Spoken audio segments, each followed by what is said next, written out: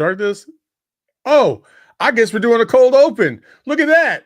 Damn, SNL style. Let's roll.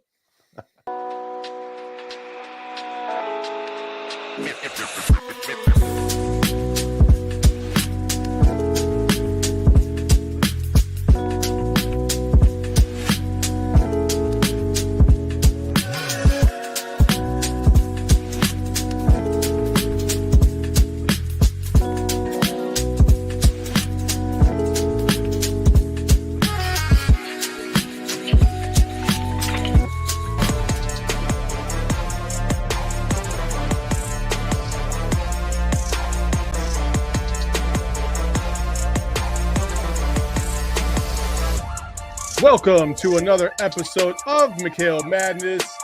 That's my guy, Corey Williams.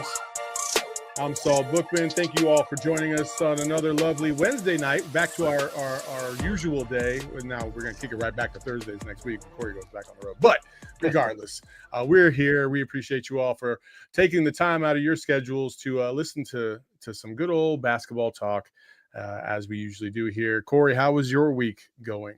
Week's been good, man. I had a nice little 11-day window, no work, no travel. But as you can probably hear, I'm getting over a little bit of illness. I've been kind of dealing with the sinuses and the cough. But, you know, we got COVID protocols. I'm away from everybody. So I appreciate everybody. I hope they can just bear with me tonight. But, yeah, I've been doing pretty good, man. Can't complain.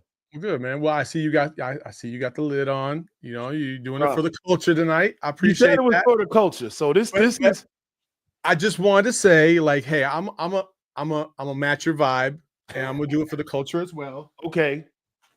Let me see what you got. Let me see what you're working with right now. I got the IKEA. Oh, the Swedish IKEA lid on. Yeah. Doing it for the culture. Hey, this is classic Chicago dope boy 1989. You know, if you was in the Shy in 89, everybody on the block was Jordaned up with the gold and the Kango and the Run DMC glasses. So, you know, yeah, I like that. I don't know where you got that from. Where on earth did you get that? You don't know about the IKEA bucket hat? I'm down. Yeah, put me on. I'm not knowing.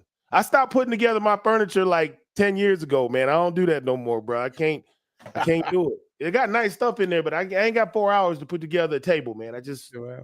But that's nice though. That's dope. It is what it is. So, hey, listen, you know, the culture is changing at Arizona, and we'll get into that in a second.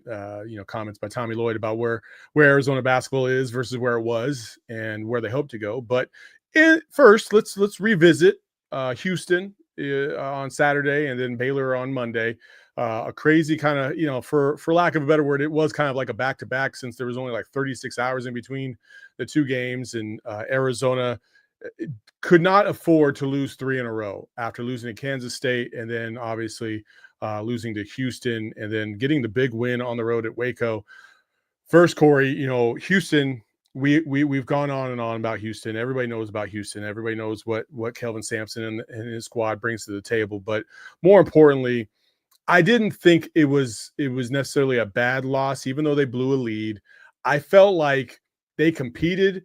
I felt like they proved that they can compete with the best in the country, or some of the best in the country. And I feel like more than anything, their defense continues to stand out, in my opinion, in terms of how much they have improved from the first game of the season to now. What was your overall assessment on what you saw against Houston on Saturday?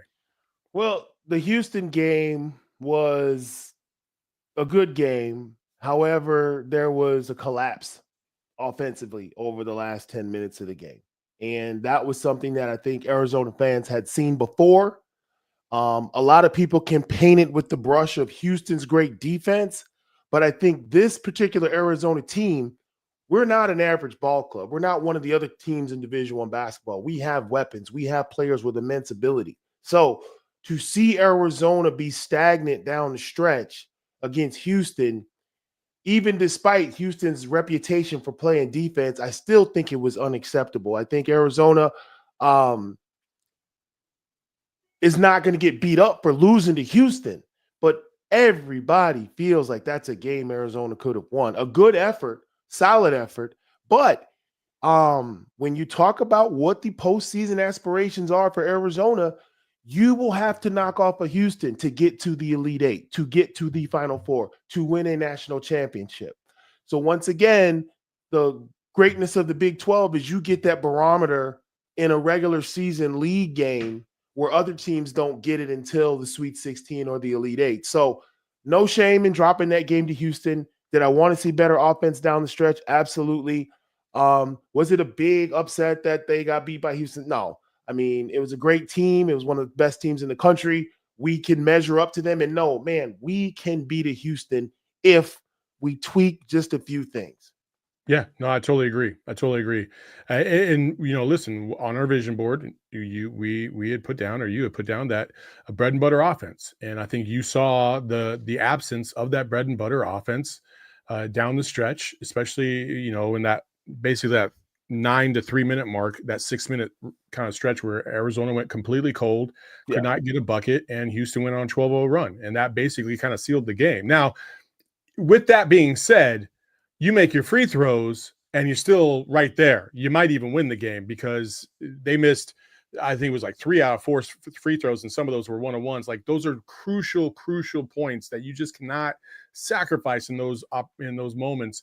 And I thought that really hurt them as well. So all the little things down the stretch kind of came back to haunt them. And I think the biggest other takeaway I had was just the continued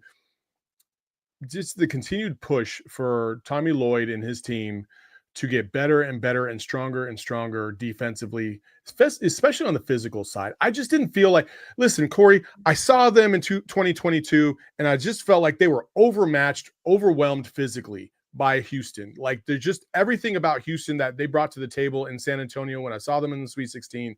It was just too much for Arizona. Like, even with the Benedict Mathurin, even with the Coloco, even with the Dalen Terry, like, even they felt overmatched in that game. Did not get that same feeling this time around at all. Not even close. I felt like Arizona was just as physical, could match up just as well against Houston. It's just, listen, Houston's got a good program. And when you feel good in your program and you don't get rattled and you just kind of go through your normal routine, you're going to find yourself in a lot of ball games, even if it looks like, things are bleak. And I think Arizona kind of showed that a little bit the other night against Baylor, much the same way. They just kind of trusted their own process, kind of kept going. And even in those moments where they kind of blew that lead down to like 3 or 4, they bounced it right back up. They continued to persist. They found ways to score. Jaden Bradley was kind of huge down the stretch, and they elevated themselves. And that was kind of like, hey, it felt like they kind of immediately learned their lesson from the week from just 2 days prior. Okay, so there's a lot of stuff we got to unpack here. First of all, I got to go completely 180 degrees in the other direction, so stick with me. Okay. Can we shout out the BYU Cougars for putting belt to ass last night against Kansas? Yes. I mean, good Lord. So you got brothers and sisters? Mm-hmm. I got 2 sisters. So you remember when they was getting their ass beat and you was in the other room listening through the door like, oh my God, that's you know what I'm saying? That could have been me. I think it's crucial that Arizona Wildcat fans understand. Huh? I said, unfortunately, I think they were on the other side listening to me. So your brothers and sisters listening to you that got in trouble, and you get your ass beat, and they're like, oh my God, that's crazy. Arizona fans need to understand this. There, by the grace of God, that could have been us, but our kids went in and won there. That's how hard it is to play at the Marriott Center. And Arizona showed a lot of toughness by pulling out a win in those situations. So for Arizona fans that have this thought of, oh, we should win here, we should win. No, we shouldn't win anywhere. This is the Big 12. And Kansas got a piece of what somebody was going to catch them hands, and it was Kansas, and it wasn't us. Now, I don't know if BYU can play that well on a neutral site or in a tournament for the Big 12 at the end of the year, but I think Arizona fans need to appreciate how tough our team is, because that didn't happen to us. I was on that game, and I felt like it might happen. Even though our kids came out and played hard, I was like, I've been here before. I know what they can do. But anyway, that's that. Now, you talk about the Houston game. This is something that I learned as a pro once I got out of college, right? When somebody plays intense defense on you like that, your reaction is not to play basketball. Your reaction is to do whatever you have to do to win. That includes get to the free throw line. So when you have players who don't draw fouls, what the mindset of a college player is this: oh my God, Saul's all over me. He's playing tough defense. How do I get to my spot? How do I get to my shot? How do I get my three off? How do I get? You're trying to figure out how to play basketball in the face of this pressure. What I learned as a pro when I received pressure as the American, who they tried to shut down because that was the only way they was going to win. Man, let me go and get to the free throw line. Let me draw fouls on this dude, because that's going to nullify all this crap, this reaching, the grabbing, the pressing, the denying. I just get to the free throw line. This shit goes away with like 3 or 4 minutes. But college kids don't think like that. They panic, they get on their heels, and Houston becomes an animal. But if you get to the free throw line, you dead all that. There's only so many whistles Kelvin Sampson can sit there and take before he has to call off his dogs. So the reaction, what you saw in Baylor, you attack it with physicality. It doesn't even matter how. You attack it with physicality and you neutralize that defensive energy. You don't let it take you out of your game. You don't worry about your shot. You say, okay, I got to match this energy. If I got to draw 3 blocking fouls on this clown so he calms down, then that's what I'm going to do. And very, very few college players have that frame of mind. That's a professional pro frame of mind. You know, draw fouls on defensive pressure. Most college kids, their reaction is turnovers on their heels. Oh my God, panic. What are we going to do? 10-minute scoring drought. Houston gets the win. So I think Arizona, what I saw different in the Baylor game, Arizona scored 19 points over the final 10 minutes of that game. Arizona hit Toby Awaka on a high low. They were beating him up with body blows. They didn't run away from the pressure. They did whatever they needed to do to win that game. No one was caring about their own individual looks and scores and how they got it done. It's like, oh, you guys want to play? The game is tight. We're going to take whatever opportunities we have, and we're going to play inside out. They didn't play inside out against Houston. Toby Awaka, 14 and 12, 6 for 9 from the floor. They didn't have that look against Houston. So how to survive on the road? You just go into the arena and be like, I don't know what tool we're going to grab from our toolbox tonight, but I know we have 6 or 7 of them, and we're going to walk out of here with a win. Which one we use? Hell, we can talk about that after the game in the press conference, but we'll see how this game goes, and we'll do whatever we got to do to win. The win, the win vaults Arizona back into second place solely because Texas Tech lost last night to TCU. Again, another team that Arizona played. Who saw that coming? Who saw Texas Tech losing to TCU? Yeah, not a lot of people. Not a lot Jamie of people. Dixon can coach. Yes, we talked about that before. We talked about that before that first game of the season, where like you can't sleep on TCU because they can defend, they can play. And listen, Texas Tech found that out the hard way last night. Again, you can't take anybody lightly in this league. You know, even ASU, for as much as they're kind of, they got dog walked last night by Houston. Like you never know who's going to show up any given night and perform at a high level. So you got, for Arizona, they got BYU and they got Utah, back-to-back home games, finally, for the first time, it feels like in 2 months. And then they go on the road to Iowa State, and then they come back for ASU, and then they go on the road for Kansas. That's the last 5 games of the season. And it's going to be exciting. I think the Kansas game has become much, at least from a casual fan perspective, it feels like more of a winnable game than it did maybe at the beginning of the season, because Kansas came in as the number 1 ranked team in the country. And now Kansas might not even be ranked after this week. They probably won't be after you lose by 34. That just can't happen. And they were already, I think, the 25th team in the country. So I'm looking forward to the last stretch, the last 2 weeks of this season, where it's kind of like, all right, it's kind of balls to the wall. Everybody just go hard. Let's see how this all shakes out. But if you're Arizona, you win on Saturday, you basically all but lock up a top 4 seed in the Big 12 tournament. And, Corey, I got into kind of a back and forth with somebody on Twitter. It wasn't a bad back and forth. It was it was a logical conversation. Mm-hmm. And this person was trying to tell me that the Big 12 tournament doesn't matter. It's all about the NCAA tournament. Now, I know to fans, because we haven't gone to the Final Four in quite some time, and we won a national championship in quite some time. Like, yeah, the NCAA tournament does matter. We've won the Pac-12 tournament dozens of times, and it hasn't really resulted in much in the tournament. But I still think the conference tournament means something. Like, and you can't tell the players, they're like, oh, well, we just need to win one and then we're good. And if we win or lose, it doesn't really matter. As a player, I mean, tell me if I'm wrong. Do players even think about that? Like, do you think like, well, it doesn't really matter if we win, we just need to win one and then we're on, or we want to win this tournament? The show's called, and I love the title that you gave it, McHale Madness. Madness happens when things don't meet reality, your expectations aren't met, and you feel crazy and you don't understand something. And the purpose of this show, we said it from the outset, was to help the Arizona fan understand the madness that is Arizona basketball.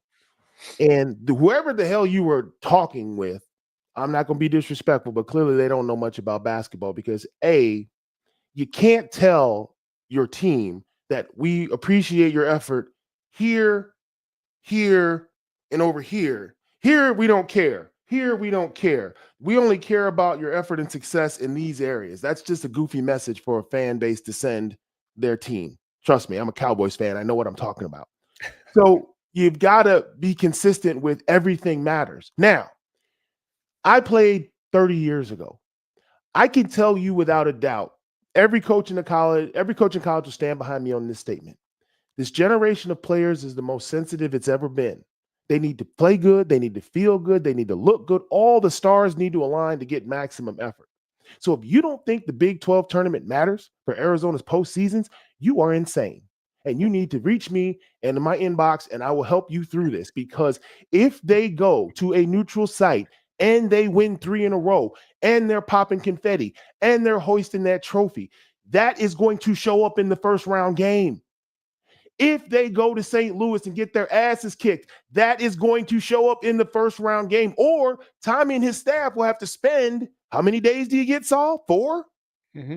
You got to spend 4 days erasing that crap from these kids' heads to get them in a space to now go to Seattle or go wherever the first round tournament is. Okay, guys, press reset. How are we going to press reset, coach? We got beat by 16 by TCU in the first round of the Big 12 tournament. Now we got to play so-and-so as an 8 seed. And now you got all this psychological work to do because you didn't do anything in the Big 12 tournament. Of course the Big 12 tournament matters. It matters for a million reasons that the average fan can't even understand. Are we trending in the right direction?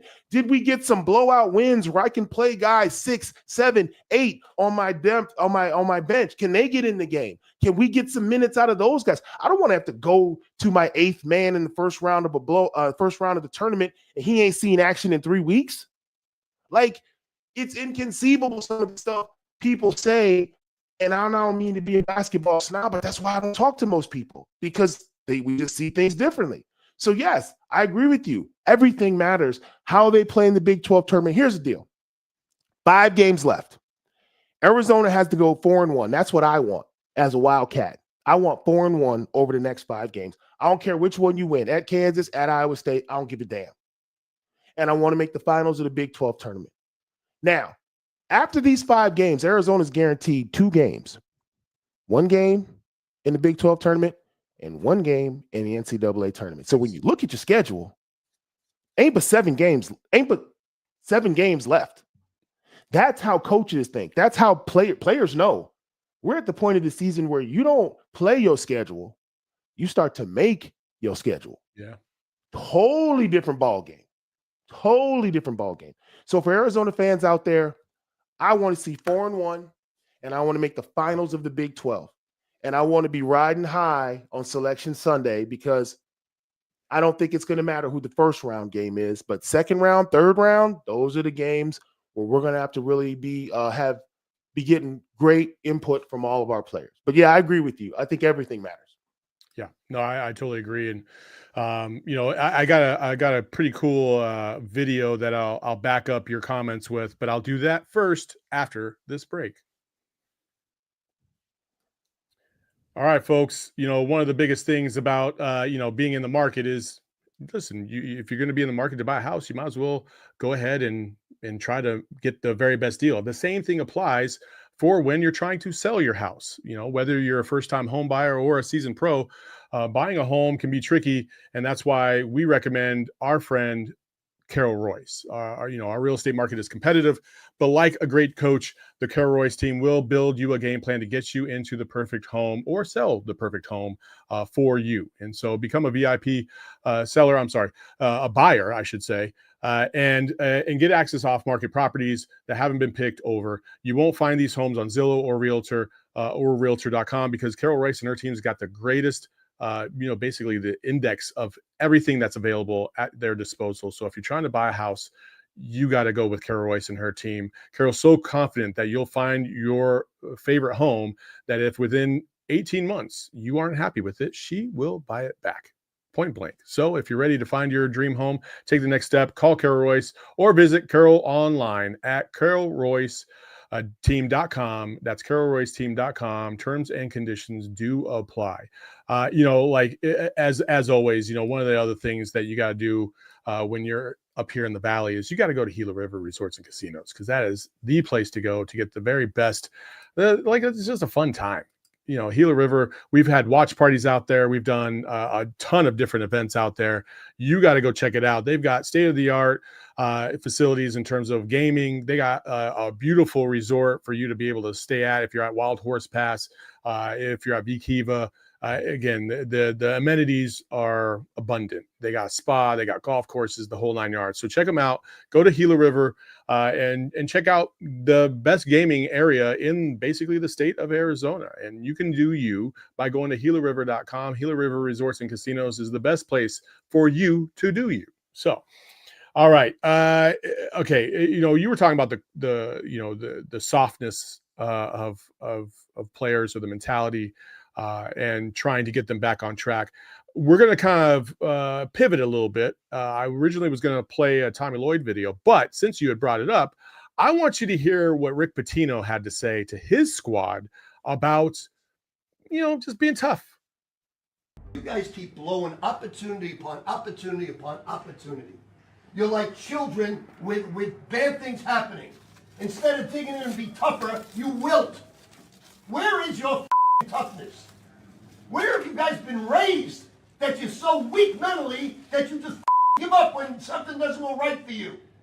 Don't you know what adversity is all about? That's the game of life, not the game of basketball. You don't get down when things go wrong. You dig in and get tougher. Your whole life's going to be adversity. Learn how to deal with it. When I heard that, I just loved it. I loved every little bit of it, because I think in today's day and age, a lot of people, especially I would say probably that 38-year-old, maybe plus generation like you and I, Corey, it was a different era. It was. And, the culture today is a little bit softer than it was back then. And I think that too many people want to be catered to, or they feel entitled to certain things. And I think that that's problematic in some cases. And when it comes to sports, there is no such thing as equity. Like you got to earn what you keep, point blank, especially at the high level, especially at the college level and above. You got to earn what you keep. And I think Rick Pitino's message was spot on about, like, you can't just put your head down when things don't go your way. Like, you got to grind, you got to get through it. You got to figure out a way to toughen up and get past it and thrive because of it. And I just love that, and kind of spoke to what you were just mentioning a little bit ago. Well, one of the things I've seen that clip, a lot of people sent that to me, and the first thing that jumped out to me was, here's Rick Pitino, a coach, giving a dad or father speech. Yeah. And a lot of people don't understand that coaching is probably nowadays 80-20, 80% those speeches, 20% basketball. Because, every generation, every guy, and I'm sure, Saul, I may be a little older than you. We have our get off my lawn moment where we start talking about the way things should be, the way we remember things. And we're talking to the younger generation, and how come you guys aren't like us? Every generation has that. My dad talked to me like that. I talked to my nephew like that. Rick Pitino's talking to his locker room like that, because he remembers a different time where if you didn't rebound, you came out the game and you figured it out. Why am I not getting playing time? Boy, go talk to the assistants. They'll let you know why I subbed you out. They'll let you know why you're riding the bench. That adversity that you get hit with, the not playing, lack of playing time was the adversity, and you had to go deep, dig deep, and figure it out. I need to lift weights. I need to get better on defense. I need to do something to overcome this adversity. Coaches didn't have to explain to you. Rick Pitino's pulling back the curtain and telling guys, hey, this is what's going on. I played for Coach Olson, Hall of Fame coach. He never pulled back the curtain. He just simply said, you're playing or you're not playing. He might tell you why or what you've done to disappoint him, but the adversity part, the overcoming part, he just gave you the adversity. He goes, here, Corey, I'm going to make you a better player. You're not going to play. And then he would sit back and wait for me to overcome that and come back to him and say, Coach, I can do this. Great, Corey, go play, help Arizona win. So now you've got coaches begging guys to embrace the adversity and trying to coach them through it. And Rick Pitino's from a generation of coaches, that just was like, nah, you're not playing, or you should transfer. I'm here to win at Duke, Kentucky, Arizona, Louisville, Syracuse, Michigan, Georgia Tech. I'm here to win. I don't have time to build you up mentally. So when you see a coach, and this isn't practice, Saul, this is what's crazy. These guys got on jerseys. So this is either halftime or post game. He's giving a character building speech on a game night. That's insane to someone from our era. Like, this is some behind the scenes preseason, practice team meeting type. No, he's giving this on game night. That shows you the change in generations. You've got a coach from previous generations coaching kids now about their approach to basketball, not X's and O's of what's going on out there in the court. We're talking mental. And I think it resonated with a lot of people, but take basketball out of it. You've got parents struggling with this same conversation with their kids, and grandparents giving their same grandkids this lecture at Thanksgiving. It really hit home because it resonates beyond sports. Yeah, no, it really does. That was at halftime. They were down, I believe, 13. They ended up coming back and beating Providence after that. So clearly the speech worked. But, more than that, I wanted to bring that up because against Houston, I talked about the fact that I asked Tommy a question, and basically it was, that team in 2022 that played Houston versus the team now, was he satisfied with the development of the program physically and defensively? And this was his response. When you played Houston, they were physically and defensively a little bit more just dominant than the program at the time. Now, where you guys are at, do you feel better in terms of closing that gap and possibly? Listen, hey. Obviously, Houston's a great litmus test to see where we're at. And guys, I don't sit here every day saying all I think about is we got to be better than Houston. No, we want to play that way too, our own version of it. And I think we did in long stretches today. Okay, we just gotta figure out a way to play a little bit better offensively against a great defensive team. And I know I'm not the only head coach that's sitting here saying that. So they get a ton of credit. How long's Kelvin been there now? Okay, you know what? You know how long it took him to establish that? It takes a while. The stuff just doesn't happen overnight. You're building a culture. In this day and age, you know how hard it is to build a culture, to build a style of play when there's so many changes going on. So we're right. Arizona basketball is right where it should be. We're knocking on the door. We're not there yet, but we're going to be. We're going to be. We just got to keep plowing ahead. We got to keep plowing ahead. And that's going to be my focus, is just keep plowing ahead. And you know what? Next year, I want to be better than this year. But this year, I think this team's got a lot left in the tank. And I can't wait to see how they show up tomorrow for practice. And I can't wait to see how we go play at Baylor. Because you know what? You guys all think we're going to go get our ass kicked at Baylor. You guys do. You guys think we're going to get our ass kicked at Baylor because we're tired. We've been on a long stretch. We're going to play on the road game. Our heads are going to be down. Let's see what team shows up.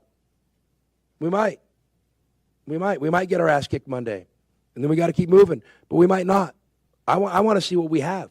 I want to see what our guys are made of. I want to see how they respond. Our season's not going to be determined today by what happened, but how we respond might have a lot to do with where we go. And so, win or lose today, we got to move forward. So I love the message. I love the message. I didn't know I was going to catch a stray. Like I said something out of pocket to Tommy. Like I was like, Tommy, like I didn't even set you up for failure on this one, my man. And listen, shout out to Bruce Pascoe for actually, like he followed up. He followed up after the Baylor game, and this is what Tommy had to say. Do you feel like that comment you made about, worried about being in the ass kicking in this game, did you carry that message to the guys too, and did that make a difference, do you think? What comment did I make to you? You were saying you all thought we were going to get our ass kicked, is what you said. We thought. I mean, maybe. I don't know. Maybe I was getting myself juiced up. So I knew coming in here today that losing was a possibility, and there's no shame in it. Scott does an amazing job, and but I also knew today's win was important for our season and our team, and we approached it as such. I was gassing myself up. No, I appreciate that, Tommy. I appreciate the fact that he was like, you know what, I probably got a little amped. And sometimes that happens, right? When you're giving a speech, sometimes your train of thought takes you down a certain road, and you start to get yourself a little riled up, like because you're trying to hype yourself sometimes. And I'm cool with that. It's fine. I'll take a stray. If we got the dub, I'm cool. You know what? I'm gonna tell you. I'm gonna take you behind the scenes on all of this. It's deeper than that. It had nothing to do with you or catching a stray or nothing like that. What it is when you pose the question about Houston's culture and how he measures up. Yeah, every coach can read between the lines. I'm here at Arizona, which is a huge brand, a bigger brand than Houston basketball. And he's over there at Houston, and they're enjoying success. So whether you mean to or not, you're directly comparing me to Kelvin Sampson. Every coach worth his salt is going to cut right to that. Questioning culture, which the coach is directly responsible for, is questioning the coach. Do you think you stack up to what Kelvin Sampson's been able to do? So Tommy rightfully got defensive, but that's not what it is, Saul. Mm-hmm. You got to listen to the way the man talked. He said, we. How are we going to show up to practice tomorrow? Are we going to get our asses kicked? If I'm an Arizona Wildcat and I see that clip and I see coach throwing himself in with us, oh my God, I'm definitely showing up against Baylor. Do you see what coach said? Coach says we are getting counted out. Coach says he wants to see how we respond. He's with us. He didn't say them. He didn't say the kids. He didn't say our players. He said we. And that subtle, subconscious solidarity is what makes Tommy Lloyd a great coach, because it's real. He doesn't ever separate himself from his kids. He doesn't ever take credit for when they overachieve or when they play poorly. He'll take credit. He's, we should have done this as a coach. He'll step in and take the bullets when they don't play well. But when they exceed, he came out and said a few weeks ago, they're playing better than I'm coaching right now. Tommy Lloyd is a 2025 top coach in America because he understands how to coach in the new terrain. He's coaching one of the biggest brands in the nation that's constantly in flux. The portal and NIL have him riding the same crazy tiger that every other coach is riding, and he's doing the best job that he can do along with these other coaches. But what separates Tommy he's not Hollywood. He's really just a dude who was an assistant at Gonzaga, who loves the game. He's approachable. Anybody in Tucson that's seen Tommy Lloyd in the streets know you get a handshake and a smile. Yeah. No shout out to Sean, no diss to Sean Miller, but he's different than Sean was. So when I watch that press conference, I watch a coach who literally flashed some raw emotion, but it was authentic. And what stood out to me was he stood with his team and said, hey, the us versus you narrative, if that's what forges our locker room, I'm willing to pit myself against the media. And then, of course, Pasco brings it up a week later, and he's like, I said that? It was 2 days later. Yeah, 2 days ago. That's that Baptist preacher in him, man. Tommy will get that sermon to get that collection plate going, get that win at Baylor. Reverend Tommy Lloyd on the mic. You got to respect that man is a great coach. And I would have loved to. I love the coach I played for, but I could have played for Tommy. Somebody's going to tell me the truth to my face. Somebody who's going to address the elephant in the room. Oh, y'all think Houston is tougher than us? Okay, we'll see. Yeah, I like a coach like that. I would have loved to play for a coach like that. No, 100%. Like playing for Tommy for sure. I like tongue in cheek about the. Oh yeah, it was crazy. Because he's like, I said that for real. I It's must like, have been on one that day. It was like, he just got fired up unexpectedly, and I think Oh, it caught no, everybody a little bit off guard. because right now the coaching culture, basketball as a whole, it's all about narratives. And as a coach, if you allow a narrative to take place, like let's But flash. there was no, but you got to understand, Corey, that there wasn't a narrative to the question. My question was, they got dog walked by Houston in 2022 physically and defensively. Mhm. Now where they're at now, is he happy with the improvement in those two areas compared to where they were at before? It wasn't about Houston's a better program or how do you stack up. It was you guys were overmatched, overwhelmed in that game, and it looked like it on the court. Now it doesn't. Do you feel good with the progress that you've made in that regard in those two specific areas? And I feel like that was a legit question. It wasn't about the It's a legit question, but in a coach's mind, it's like kids, okay, or for lack of a better analogy, an ex-girlfriend. The 20 kids that played in that game are no longer at either program. Yeah. So now we're really talking about my style versus his style, because neither one of our styles has changed since then. So that's probably why he went left. But no, I think it was a fair question. I mean, here's the other point, and shout out to you for getting good raw response out of a top Division I coach, because what I see happen is everybody's scared of coach. The beat writers are scared of the coach, and they get coach speak and they go and they write their little clickbait articles based on whatever the coach throws them. I see this at all the other schools across the country. That was a good thought-provoking question, and Tommy gave you a real answer. And while everybody else is out here trying to create content, you're actually asking a real basketball question. So I thought that was refreshing too. I appreciate that. Again, I think the development of this program has been significant, especially defensively, physically.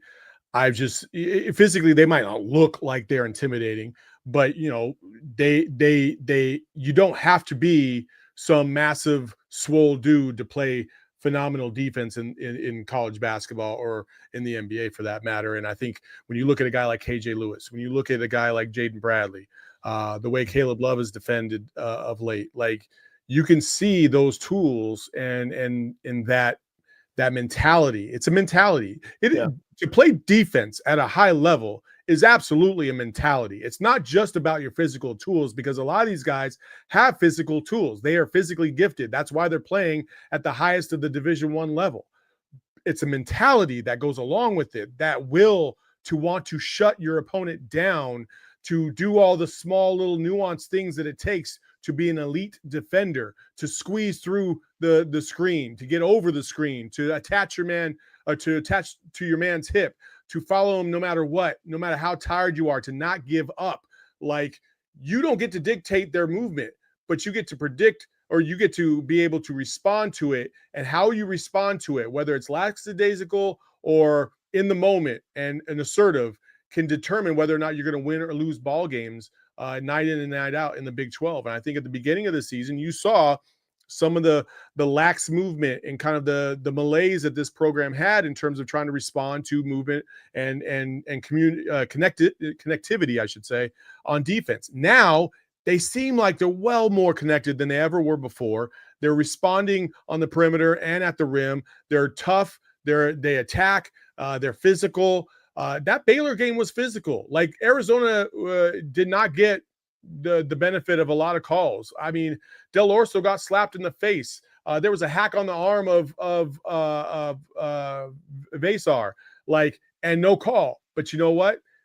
You didn't see them really respond too much demonstratively. They just pressed on, because that's the Big 12. Like, everybody gets fouled at the rim. Everybody gets fouled when they're trying to attack the basket. Every now and then the refs are going to call it. Sometimes they're not. But you press up and you move on, because you have to. You have to have that kind of mentality in this league. Now, I hope that transfers to the NCAA tournament, because if we start getting called ticky-tack BS, I'm going to lose my mind. I don't feel like that's going to happen. But no. I've been really impressed overall by the approach and the slow, methodical improvement of the physicality and the defensive side of the ball for Arizona. So here's the problem that Tommy Lloyd has with the Arizona coaching job. And I'm going to sum it up in a nutshell. 1992, 1993 Wildcats, we were number 2 in the country for a very long time. We won 19 straight games. We had about 6 NBA players on that team. That team is known for its first round loss to Steve Nash in Santa Clara. Mm-hmm. The 1997 national championship team, I don't even know what their record was in the Pac-10, but it was horrible. They were like 5th or something like that. Yeah, they were like 500. They were Or a little bit known, above 500. they're known for their national championship. That is the Arizona fan base dilemma. Arizona will always be a program that's known by its postseason finish, but the man has to do 28 post-game press conferences knowing damn well don't nobody care about nothing except for when March Madness starts. And you have a job that if you come out and get straight A's 98% of the time, and somebody has an off night during March, the whole season in the minds of the community is thrown out the window. That is Arizona. That is Kentucky. That is Duke. It just comes with the territory. So I couldn't imagine being in his shoes, bringing that lunch pail to work every day from the October until now, knowing that everybody's going to put their feet up on the coffee table, cross their arms, and reserve judgment for the whole totality of the work based on a neutral site game in the NCAA tournament. That is the reality of Arizona basketball. That's why you sit at the big desk. That's why you get the big check. You're the head honcho. It is what it is. But as a basketball player, and what we attempt to do with this show is to go behind the scenes and break it down. Yes, Arizona has grown. This is not the team that lost at Wisconsin. Arizona, if you look at the losses, UCLA, Wisconsin, they're winning these games now. And that shows a maturity and a development that I hope people can appreciate, because it is a day-to-day thing. Even though the final grade is all that matters to the Arizona fan, you still got to appreciate the fact that this team is developing. And honestly, I think this team thrives in the shadows. I'd be like, shh, don't talk about Arizona basketball. Ignore us. Don't worry about us. Leave us alone. Don't rank us in the top 10. Don't put us on Sports Center. I look at the Lenardi stuff. Joe, keep us on the 4 line. I don't want no attention on these kids because these kids are dogs. And if they go out there with a chip on their shoulder, they'll be in the Elite 8. They'll be in the Final 4. So I love it when they don't talk about Arizona. I love it. I love it. We're going to talk about the improvement of Awaka and Vasar. Plus, we're going to talk about BYU because they're coming to town on Saturday. But first, let's take a break. All right, folks. Hey, listen, if you're a Suns fan, and some of you are, some of you aren't, that's fine. There's only one place to go to watch Suns games, and that's the official pizza of the Phoenix Suns, which is Spinato's Pizzeria. And they are hosting official watch parties throughout the season where you can watch the game with the Phoenix Suns dancers and the gorilla. That's pretty fun. So come on up, check it out. You can stop by for your chance to win Suns tickets, gift certificates, and more exciting prizes by playing in the game Pizza, which is a spin on the game of horse if you've ever played. Pizza. Pretty simple. You can win free pizza for a year and tickets to a Suns game on April 9th. It's that easy. So what's better than free tickets and free pizza? Feel the energy, cheer for your team, and win big. Don't miss the chance to be a part of the action. Mark your calendar, Suns fans. The excitement starts at Spinato's. Get all the info on the watch parties and pizza basketball contest at SpinatosPizzeria.com. That's Spinato's, the official pizza of the Phoenix Suns. And while you're at it, you might as well go ahead and check out the good old folks at Circle K. Of course, that's Corey and I's favorite thirst trap stop, whatever you want to call it. Circle K. Hey, listen, if you download the Inner Circle app, you will be able to hook yourself up with some premium items such as beverages, 5 free beverages just by signing up for the free membership program. You save 25 cents off a gallon for your first 5 fill-ups and even more. And then after that, you get to save 3 cents off per gallon every single day you fill up, and plenty of other member exclusive deals. I'm telling you, every single day, it feels like I'm stopping by Circle K to grab a drink or a snack or whatever. The one over here by my house actually has a Burrito Express inside of it, which is also dope. So all you have to do is just go to CircleK.com, join the Inner Circle for free by downloading the Circle K app today. Terms and conditions apply at participating locations. Visit CircleK.com for more details. All right, Corey. Before we move on to BYU, I do want to shout out the bigs, Vasar and Awaka, who have just been, I was talking about this earlier today on PHNX Wildcats with Damon. For what we thought might be a weak point of this team at the beginning of the season, has all of a sudden become a strength of the team. Vasar's flexibility, his shot making, his defense, Awaka's staunch defense down low in the post, his rebounding, and honestly, his commitment, his consistency down low on the block has just been such a revelation. And it's a testament to not only Tommy's program in terms of development, but also those two individuals for continuing to develop throughout the season. I have been more than impressed by those two individuals and how they have attacked this season, embraced the challenge, and risen above it. I think,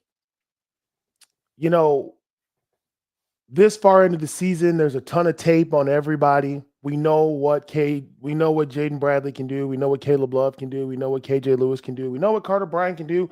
We know what everybody can do. So they want Toby Awaka on this post up. We're going to sit back at the dots and keep the high-low, keep that ball out of the paint. Vasar, you have to shoot this three, dog. You have to. They're taking away what we want to do. You have to shoot it. Otherwise, we're never going to get back to that. They run Caleb Love off a stagger. If you trail, he's going to shoot a three in your face. Okay, we're going to switch that out. Toby, you got to roll. You got to get big, and you got to score. Because if you don't, they're just going to keep guarding Caleb the way they're guarding him, and we'll never get back to that. Tommy Lloyd has assembled a team that can beat you multiple ways. Mm-hmm. What's happening now is Baylor, well-coached team by a former national champion. All these teams, they're taking away options 1 and 2 and 3. And now Vasar and Awaka and guys like that are finding themselves with the ball in their hand. And Tommy Lloyd is like, bruh, if you don't do this, we're not going to win. I made 4 threes in the Final Four, Saul. 4. Because Nolan Richardson was like, nah, Damon Stoudemire, Khalid Reeves, y'all not going to be killing us. Yeah. I don't know who this Williams kid is, but leave him in the corner. Okay. Lute looked at me. You make them in practice. Make them now. And I made 4 for 6. And we were in the game because the other coach forced the ball to Lute's second, third, fourth option. And that guy did his damn job wearing a Wildcat jersey. I'm so proud of Vasar. I'm so proud of Toby. They don't get plays ran for them. They're not on anybody's scouting report as we have to stop them. But while we're keeping KJ out the lane, while we're keeping Carter Bryant in the corner because he can shoot, while we're hugging Del Orso, Toby's killing us. Vasar's killing us. And Arizona walks out of here with a damn win. And when somebody does that to you, all you can do is walk up to midcourt, shake their hand. Damn, Tommy, good game. Your kids did it because we wasn't going to let all this other stuff happen, and these two fools is killing us. Yeah, that's a real team. That's real player development. And I'm happy to see it because I know the ball's being forced their way.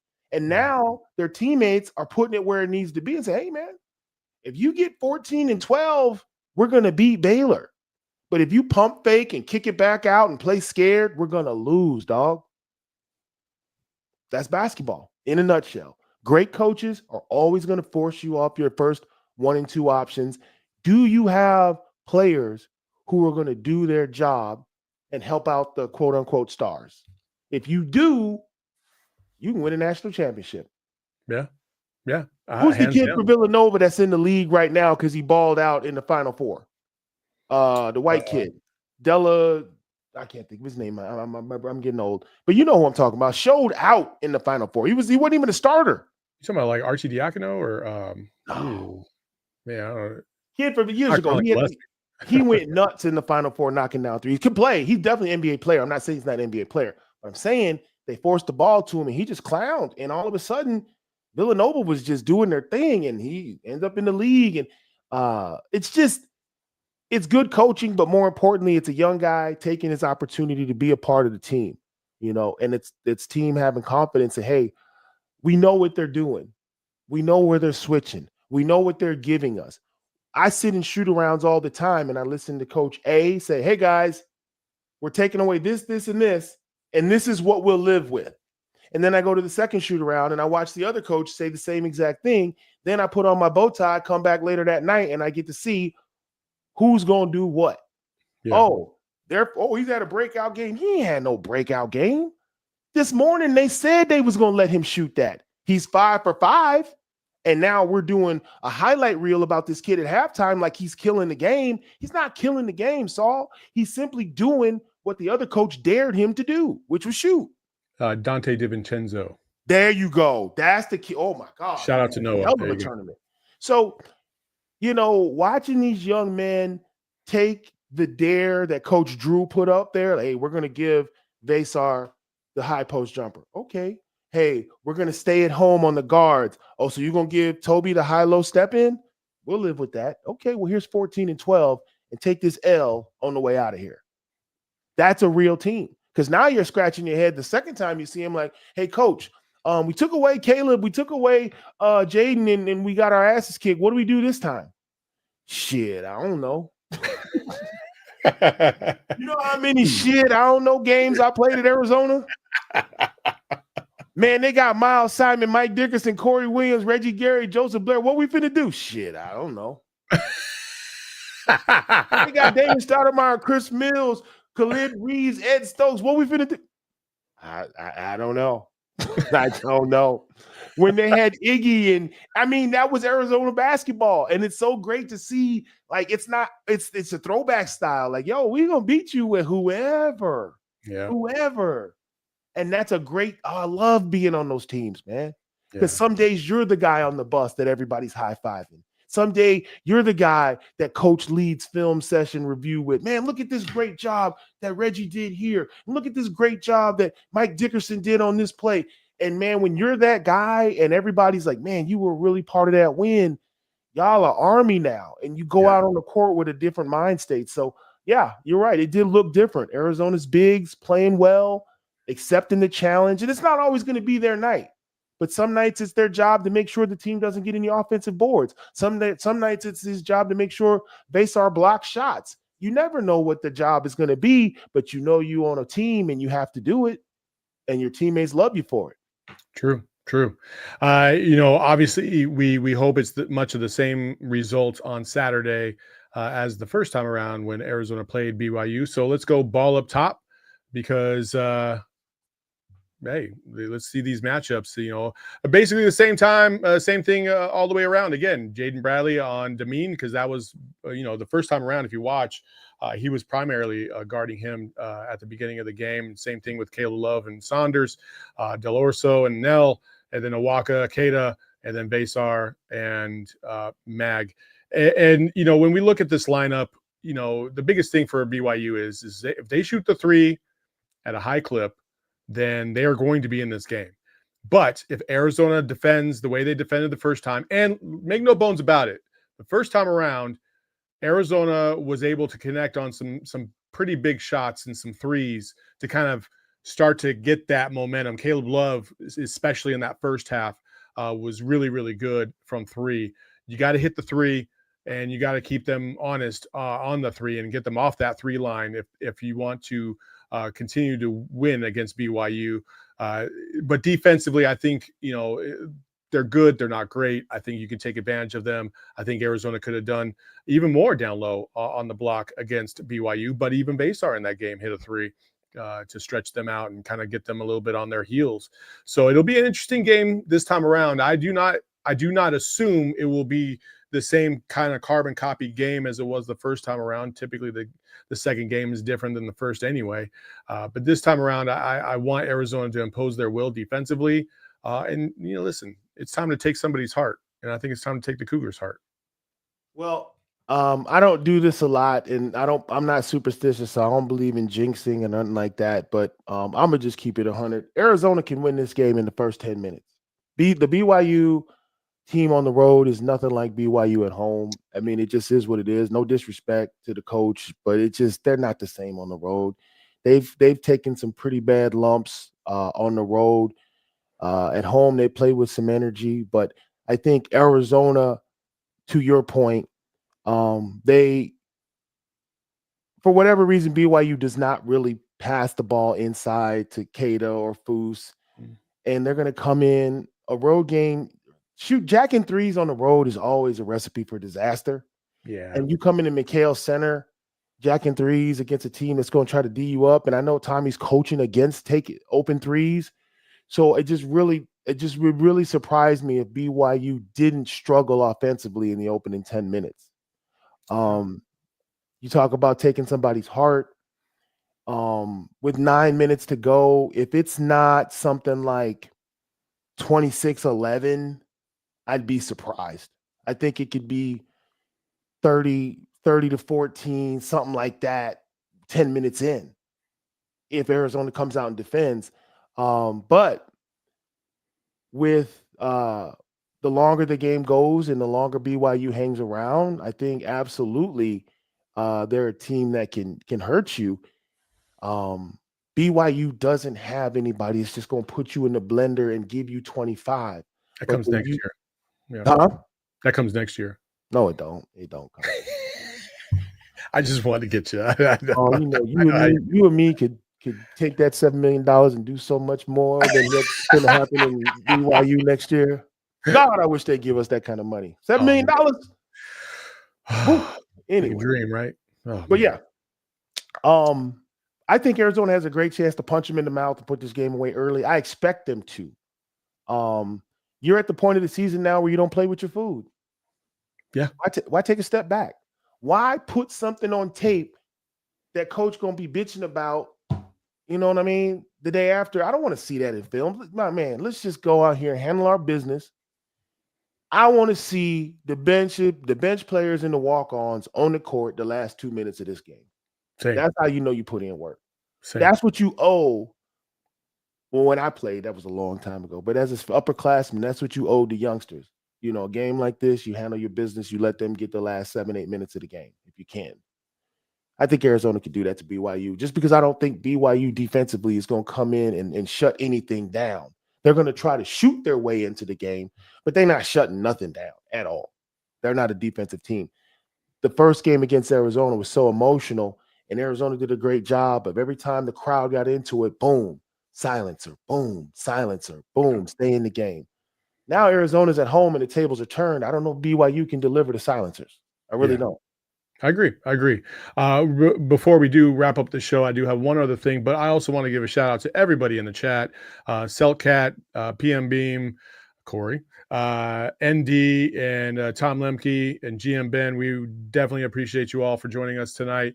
And before we take off, I had this little nugget, courtesy of Channing Frye, former U of A legend, kind of having a little bit of fun with Mac McClung. Just because we're talking about this, way to give an ode to Channing Frye also by wearing his number during this dunk contest as well. Did you plan that out? Did you know you were coming on X Live with us after? I'm glad you guys caught that. I thought that would go by you, but you got it. Mac, listen, when you want to harness the elite, superior athleticism of some of the greatest jumpers ever, just put my number on, dog. It's like putting the cape of Superman. We're on the same page. I love Channing, and he was a very, very good basketball player.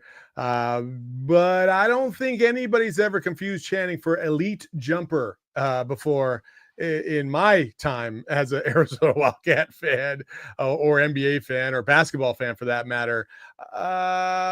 What say you, Corey? But before you do that, if you are streaming on any of our platforms on any platform, make sure you go over to the website, gophnx.com, to continue watching the show. Corey? I mean, that's where you know Channing Frye is on a whole nother level as an analyst and a sports personality.